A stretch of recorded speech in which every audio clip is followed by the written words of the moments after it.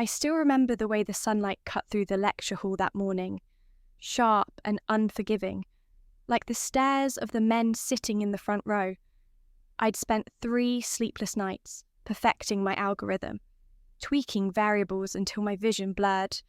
It was supposed to be my big moment, the Stanford Innovation Showcase, the kind of event where hungry investors throw money at the next big thing. And there I was, Helena Voss, scholarship kid, daughter of a nurse and a ghost, standing in front of a panel that included Richard fucking Thorne, Lucas's father, venture capital royalty, the man who once told Forbes he only bets on pedigreed talent. I could see him already typing on his phone before I even started, his polished loafers tapping impatiently. But I launched into my demo anyway, my voice steady, my hands steady, everything about me steady, even though my stomach was a riot of nerves. The algorithm was beautiful. It didn't just analyse market trends, it predicted them, sniffing out patterns even the big firms missed. I trained it on scraps of public data garbage most analysts ignored, and it worked. Then Thorne interrupted me. "Cute project," he said, not even looking up from his screen. "But we fund real innovators here. Come back when you've got something scalable." The room froze. Scalable? It was scalable. That was the whole point. But his tone made it clear. This wasn't about the tech. This was about me. No last name that opened doors. No uncle in the industry. Just a girl who coded in the library after her shifts at the dining hall. I forced a smile, the kind that doesn't reach your eyes, and kept going. The other panelists at least pretended to listen, nodding along like they gave a damn, but I could see their eyes glazing over. One of them, some silver-haired guy who smelled like expensive cigars, yawned. And then my phone buzzed. Again. And again. I ignored it through the quander, through the limp applause, through Thorne's smirk as he turned to the next presenter, some guy pitching a blockchain pet tracker. But when I stepped into the hallway, I checked my messages. 12 missed calls, all from Mum. The voicemail was worse. "Helena, baby, it's back." Her voice was thin, stretched too tight over those 3 words. I didn't need details. I knew. The cancer had crawled out of remission like a thief in the night, and just like that, my future, the one I'd bled for, the one I thought I was securing in that lecture hall, evaporated. I didn't cry. Not then. I just stood there, staring at my reflection in the dark screen of my laptop, watching the last traces of the girl who believed in meritocracy drain away. Behind me, the showcase rolled on without me. Laughter spilled out of the lecture hall. Someone clinked glasses, and I walked out. Not just out of the building, but out of the life I'd spent years clawing toward. Because in the end, it didn't matter how smart I was. The world had already decided I was disposable. But oh, they'd regret that. The fluorescent lights in my dorm hallway hummed like dying insects as I shoved textbooks into my suitcase. Every thud of a book hitting fabric sounded like a door slamming shut. On my future, on Stanford, on the illusion that hard work alone could ever be enough. Priya leaned against my doorframe, her designer sweater draped just so to show off the Cartier bracelet her daddy bought when she got into tech. She didn't knock. People like Priya never knock. "Wow," she said, dragging the word out like it was a joke only she understood. "Guess you really are dropping out." I didn't look up. My fingers tightened around my calc textbook, the one with the cracked spine from all those nights I'd studied instead of sleeping. Then the coffee came. A deliberate tilt of her wrist, a slow pour of lukewarm Americano right over my open notebook. The liquid spread fast, swallowing equations, smearing ink. "Oops." Priya's smile was all teeth. "Guess you won't need these anymore." Behind her, Derek's phone camera light blinked red. He'd been filming since I started packing. For his stupid vlog, his stupid followers who ate up his Silicon Valley insider shtick. "Say something for the viewers, Helena," he drawled. "How's it feel to be Stanford's latest dropout statistic?" The air smelled like burnt coffee and Derek's cheap cologne. I wanted to scream. I wanted to throw that ruined notebook in their smug faces. Instead, I zipped my suitcase shut with a sound like a guillotine dropping. Lucas chose that moment to saunter in, all tailored nonchalance. He took one look at my half-empty room and sighed like I was inconveniencing him. Look, if you need a reference for like a community college or something, I don't... My voice surprised me, cold, certain. A beat of silence. Then Priya snorted. God, you're pathetic. Throwing away Stanford to play nursemaid? Derek zoomed in on my face, waiting for tears. Lucas checked his Rolex. I picked up my last box, my Stanford ID card glaring up at me from the desk. That plastic rectangle had been my golden ticket once. Now? Just another thing to leave behind. I snapped it in half. The crack echoed louder than I expected. Priya flinched. Derek's camera wavered. For one glorious second I saw it, the flicker of doubt in their eyes. The first tiny fracture in their perfect, privileged world. Then the moment passed. Lucas rolled his eyes. Drama queen. I walked out without looking back. The hallway stretched endless, my footsteps too loud in the sudden quiet. Behind me, Derek's voice carried, "Clip's gonna go viral. Girl ruins life for dead mom."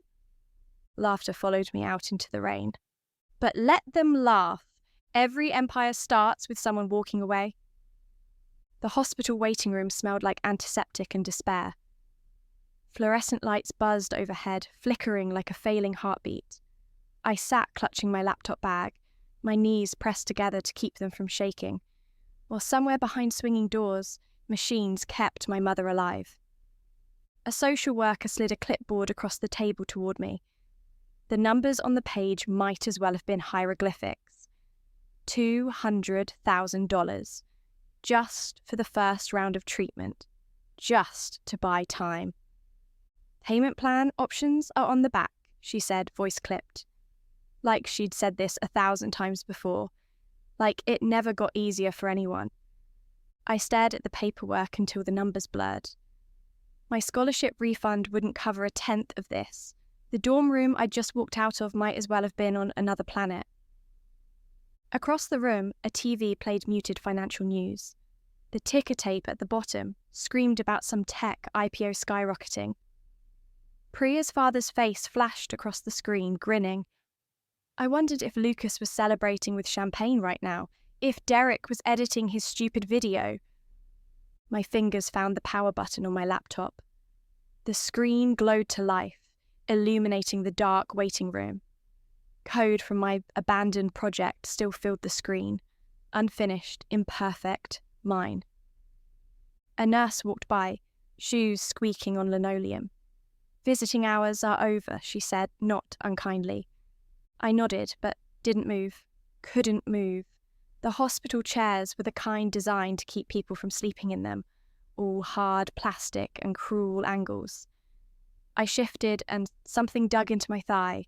Priya's coffee-stained notebook, warped pages crumbling at the edges. Outside, an ambulance wailed. Somewhere, someone was having the worst night of their life. I wondered if they felt it too. This vertigo of freefall, the ground disappearing beneath you, while the world kept spinning like nothing had changed. My laptop fan whirred softly. I opened a new file. The first line of code appeared on the screen. Then another.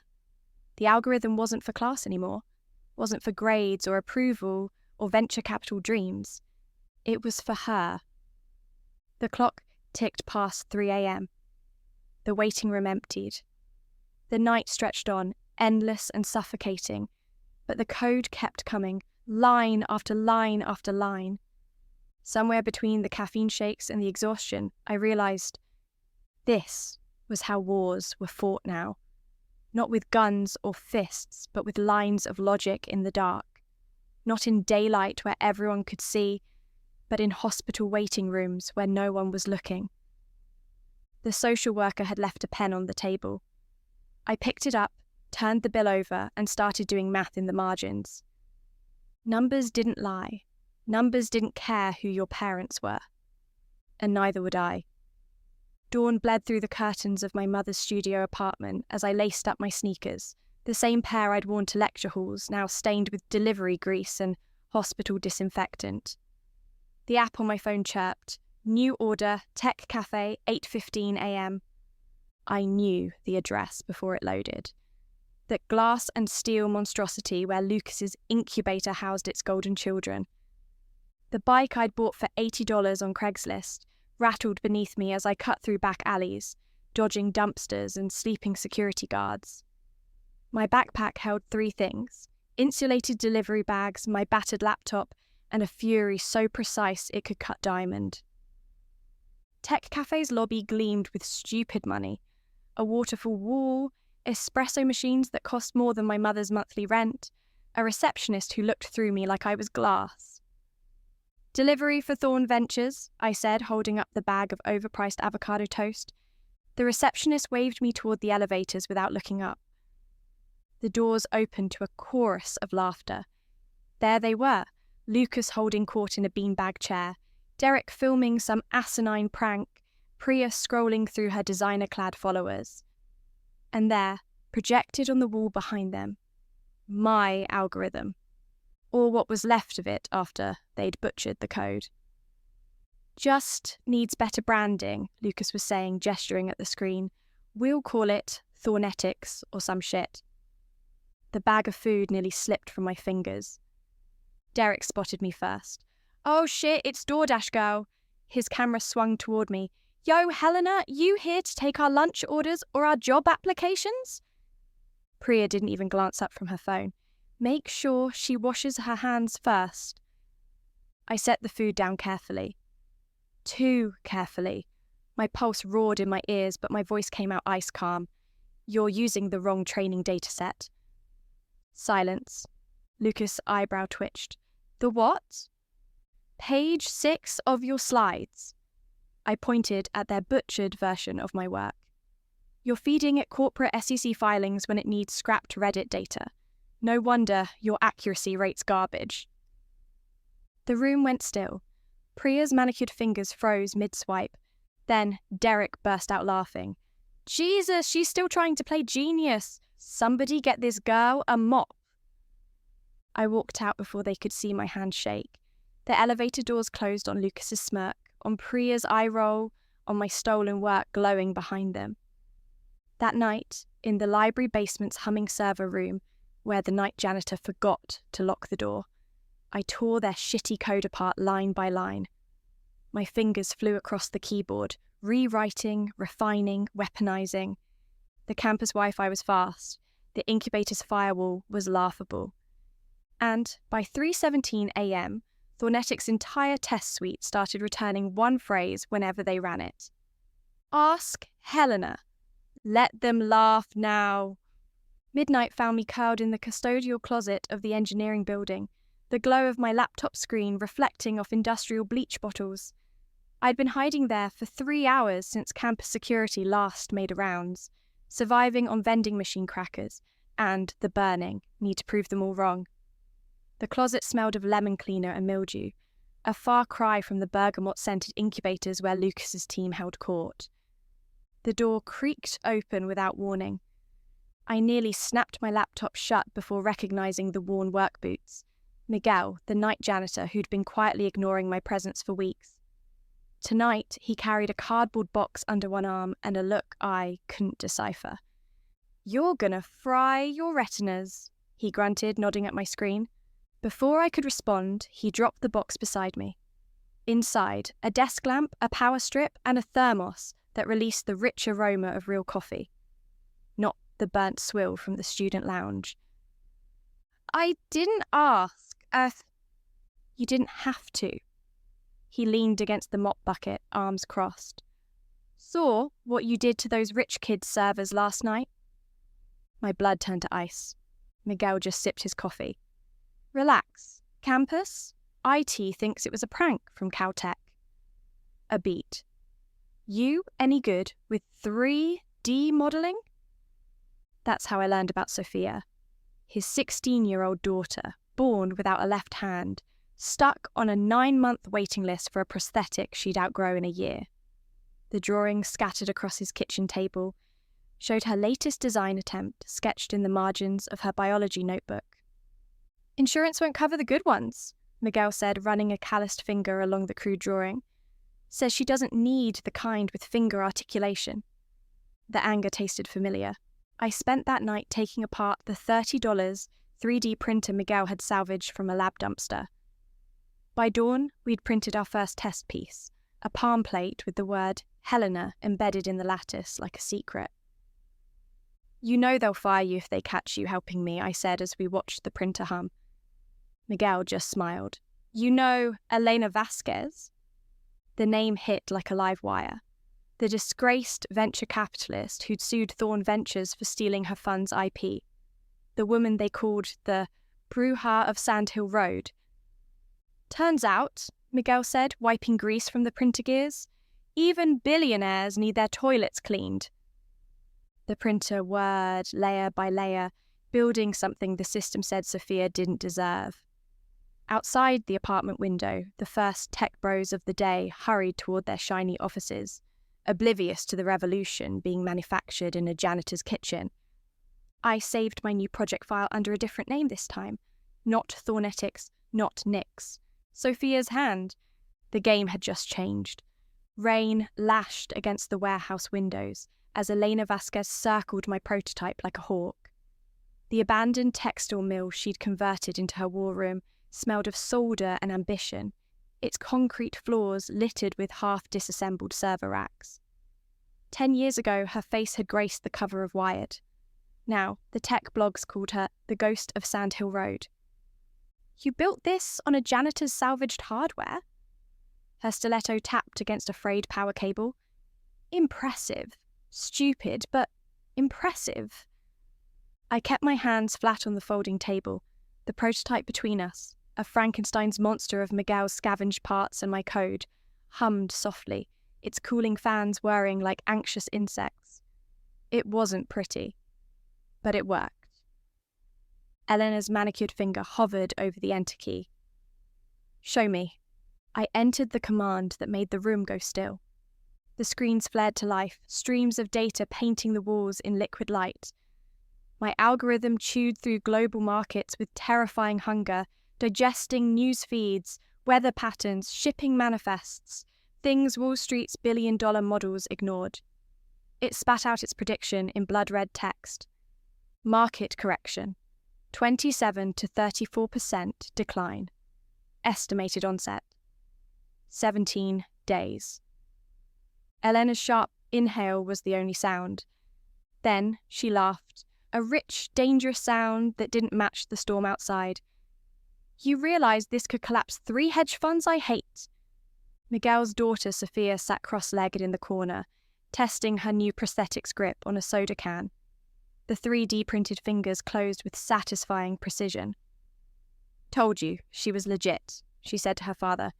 Elena spun toward me. "What do you need?" "More than you're willing to give. Try me." I met her gaze.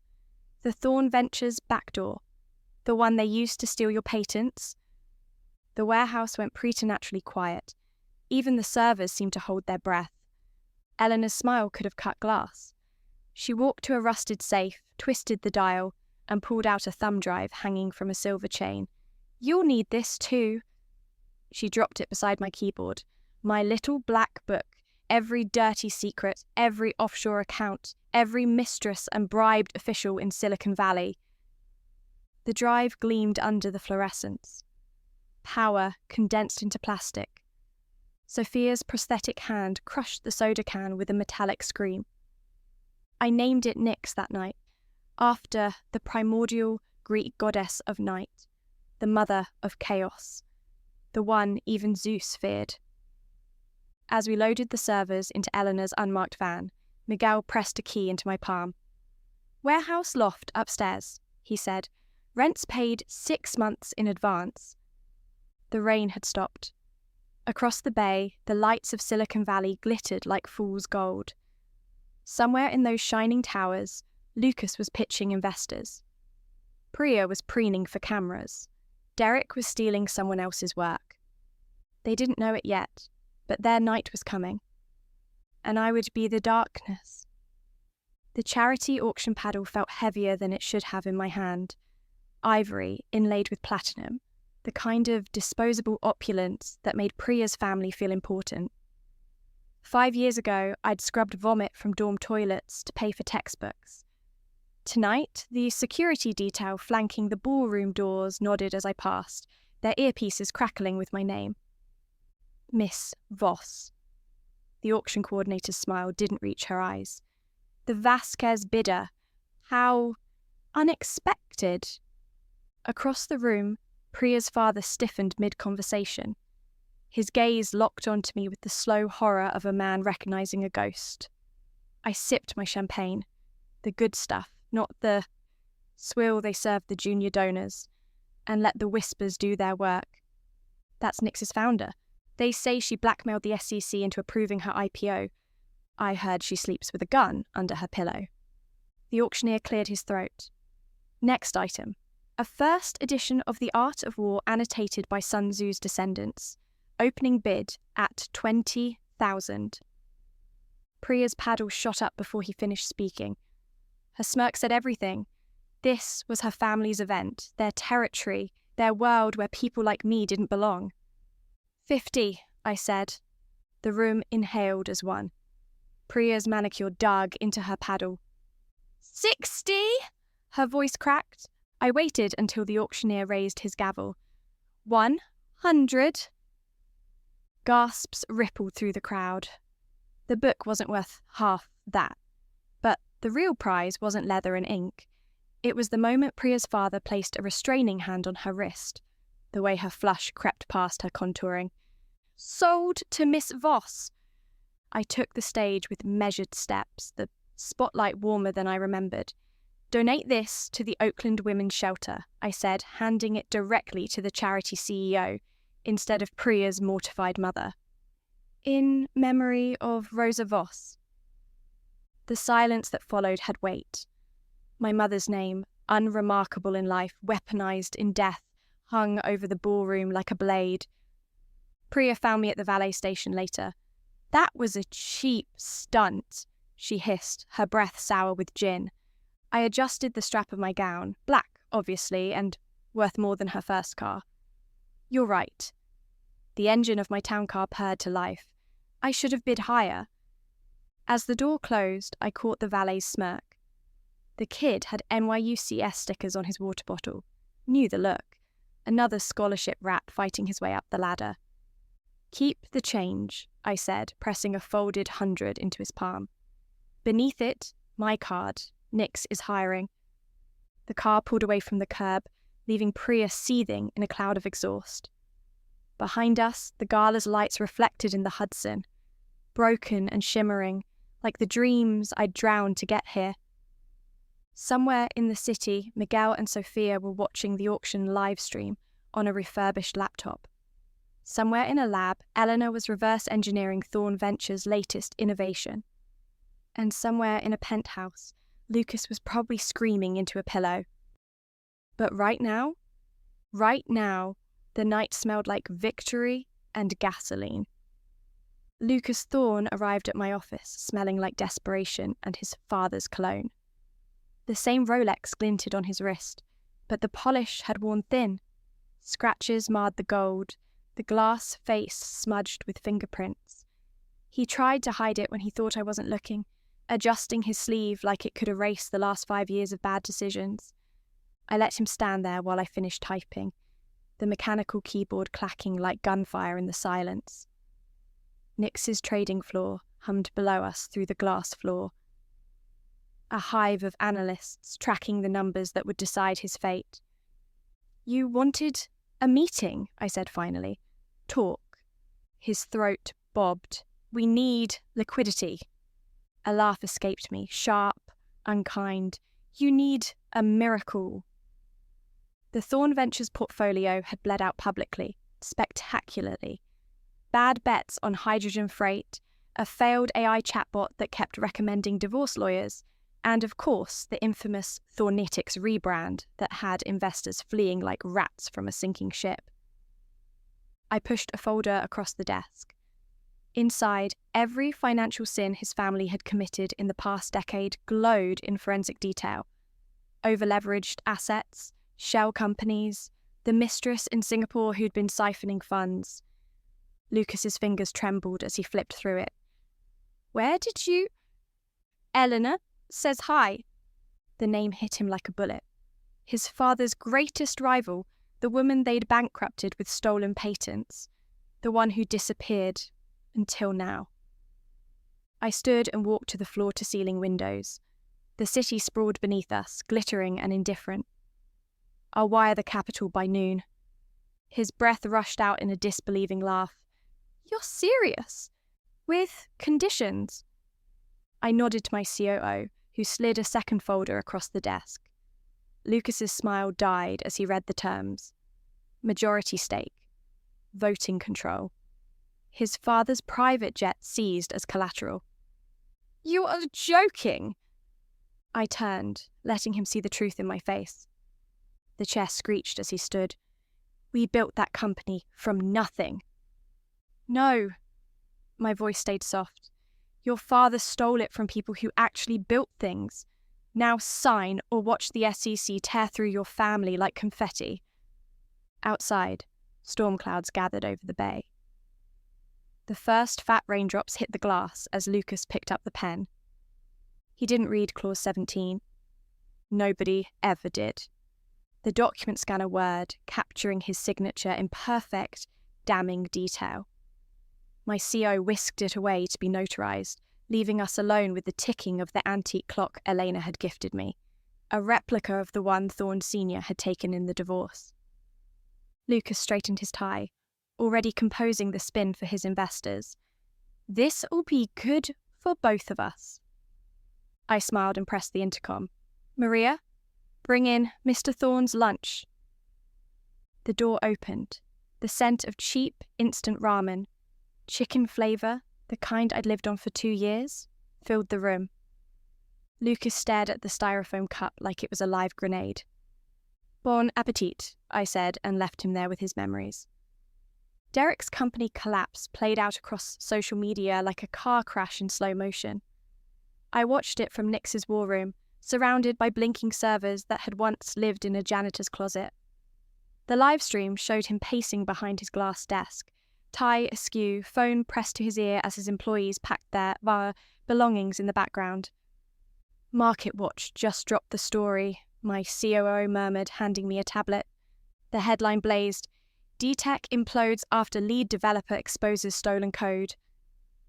I swiped to the video beneath it, a shaky cell phone recording of Derek's former lead engineer, a woman with sharp cheekbones and sharper eyes, standing on a desk in the bullpen.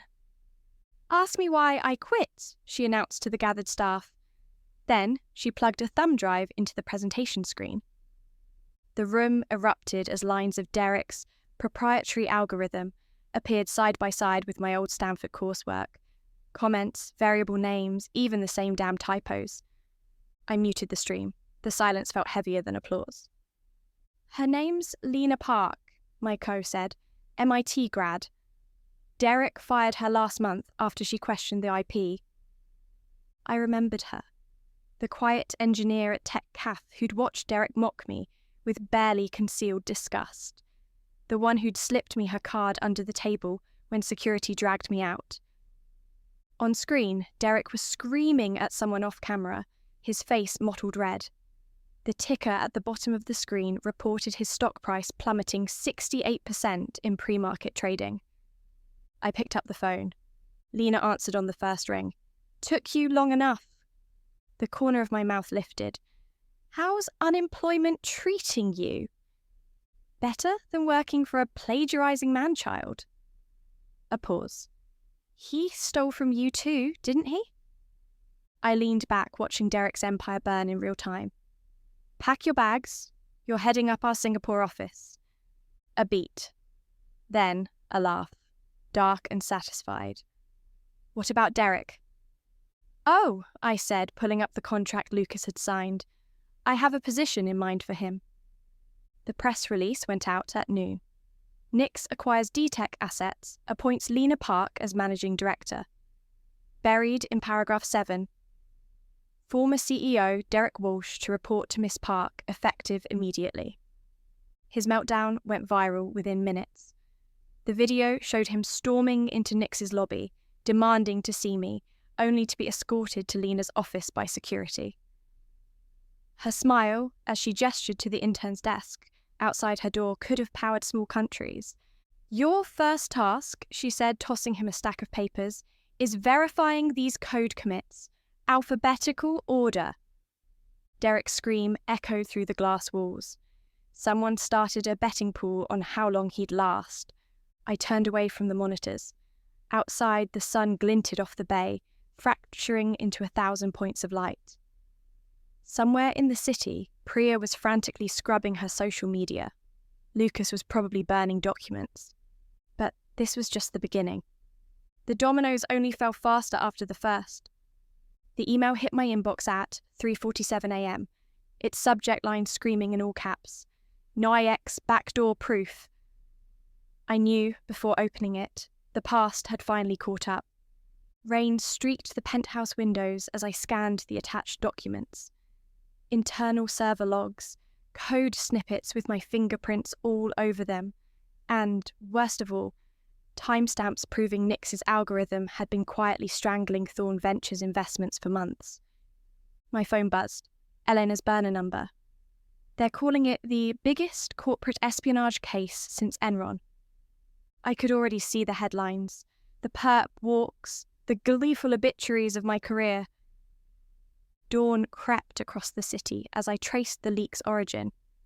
The files had first appeared on Tech Truth, a gossip rag Derek used to leak about his hookups. But the metadata told a different story. The documents had been doctored on a machine registered to Priya's father's law firm. Classic. Let the whistleblower take the fall while the sharks circled.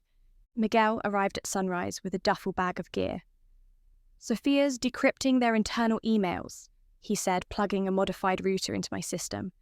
"They're planning a press conference at noon." The coffee in my hand had gone cold. Outside, news vans clustered around Nix's headquarters like vultures. Then the notification hit, a direct message from an anonymous account. "You should have stayed a nobody." Attached was a photo of my old dorm room door, the word "dropout" still faintly visible beneath fresh paint. My fingers hovered over the keyboard. 5 years ago, I'd have panicked. 3 years ago, I'd have retaliated. Now I smiled, because they'd made one fatal mistake. They assumed their backdoor was the only one. I pulled up the hidden terminal and typed the command Elena had taught me, initiate Trojan_horse.exe. Across town, in Thorn Ventures servers, in Priya's father's secure cloud, in every system that had ever touched those falsified documents, sleeping code awoke. The press conference would still happen. The accusations would still fly. But when the world hit refresh at 9:01 a.m., they wouldn't find proof of my crimes. They'd find theirs. The auditorium lights burned hotter than I remembered. 1,000 phones pointed my way, their screens glowing like predator eyes in the dark. The leaked documents had trended globally for 72 hours, long enough for Congress to announce hearings, for Nix's stock to plummet, for my face to become synonymous with corporate villainy. I adjusted the mic, letting the silence stretch. "You've all seen the headlines." My voice echoed through the sound system. Nix rigged markets, stole data, became everything I claimed to hate. A journalist in the front row smirked, already drafting her takedown piece. Then I clicked the remote. The screen behind me lit up with security footage, Priya's father slipping an envelope to a Senate aide, Lucas wiring funds to an offshore shell company, Derek's infamous borrowed code flashing side by side with my original files. But here's what the leaks didn't show. Another click. The screen split. On the left, Thorn Ventures' backdoor allegations. On the right, lines of my code highlighting in real time, exposing the truth. Their so-called evidence had been spliced from debug logs. Fabrications. The journalist's pen froze mid-scribble. Nix didn't sabotage Thorn Ventures. I paced the stage, heels clicking like a countdown. Their own corruption did, just like D-Tech collapsed because of stolen IP, just like Priya's innovative app was built on exploited interns. Murmurs rippled through the crowd. Someone coughed. I stopped centre stage and lowered my voice. They called me a hacker, a cheat, a dropout who didn't play by the rules. The final click brought up a single email chain. Lucas, to his father, sent the day I left Stanford. "Don't worry, Dad. Nobody backs a broke girl with a dying mother." The air left the room in a collective gasp. I leaned into the mic. "You're right. I don't play by their rules." Backstage, my phone lit up with alerts. Nix's stock soaring, Thorn Ventures halted from trading, Priya's father resigning in disgrace. But the sweetest notification came from an unlisted number. Sophia's prosthetic design just won MIT's Innovation Prize. The standing ovation lasted 7 minutes. I exited stage left before they could ask questions. Some traps only work once. The Stanford campus smelled the same. Sun-baked brick and overwatered grass. The faint tang of ambition sweating through designer backpacks. Students rushed past without glancing at the woman in the tailored black suit standing by the engineering building. They didn't recognize me, not here, not like this. The donation plaque gleamed under the California sun. The Sophia Reyes Computer Science Wing. Below it, in smaller letters, named for the girl who built her own future. Miguel's hand shook as he touched the engraving. She's gonna lose it when she sees this. Inside, the atrium buzzed with undergrads. A tour group paused by the new display, Sophia's original prosthetic prototypes alongside the latest Nix-funded models. A wide-eyed freshman reached out, then yanked her hand back when the fingers twitched in response to her smartwatch signal. "Dr. Reyes' work is revolutionary," the guide chirped. "She started developing these as a teenager." I slipped away before anyone could connect the dots. The old library stacks welcomed me like a confessional. Dust motes danced in slanted sunlight, catching on the spines of books I'd once resented. My fingers trailed along the economics section, stopping at a familiar dent, the spot where Priya had accidentally knocked my research notes into a puddle sophomore year. Footsteps echoed behind me. "You're shorter in person." I turned to find a gangly sophomore clutching a well-worn copy of Nix, Disrupting the Disruptors. His hoodie read, "Code first, apologize never." "You're the reason I switched majors," he said, shoving the book at me. A post-it marked Chapter 12, How to Burn Down Silicon Valley, without getting arrested. The Sharpie trembled in my hand as I signed the title page. Ask better questions than they did. Outside, my town car idled at the curb. The driver held the door. Not for the dropout, not for the revenge story, but for the woman who'd rewritten the ending. As we pulled away, my phone buzzed. Eleanor's message glowed against the tinted windows. "They're ready for you in DC." The car accelerated past the Stanford Mum banners, past the bike racks where I'd chain-smoked through panic attacks, past the future being built by kids who still believed the world was fair. The Senate hearing would be a circus. The tech blogs would dissect my every word. Somewhere, Lucas was probably vomiting into a gold-plated toilet. But right now, the sun hit the rearview mirror just right, illuminating the tiny engraving on my keychain. Not the Nix logo, but the first prosthetic hand Sophia ever built me. A reminder, a promise. The engine purred as we merged onto the freeway. Some roads only look like dead ends until you're the one holding the map.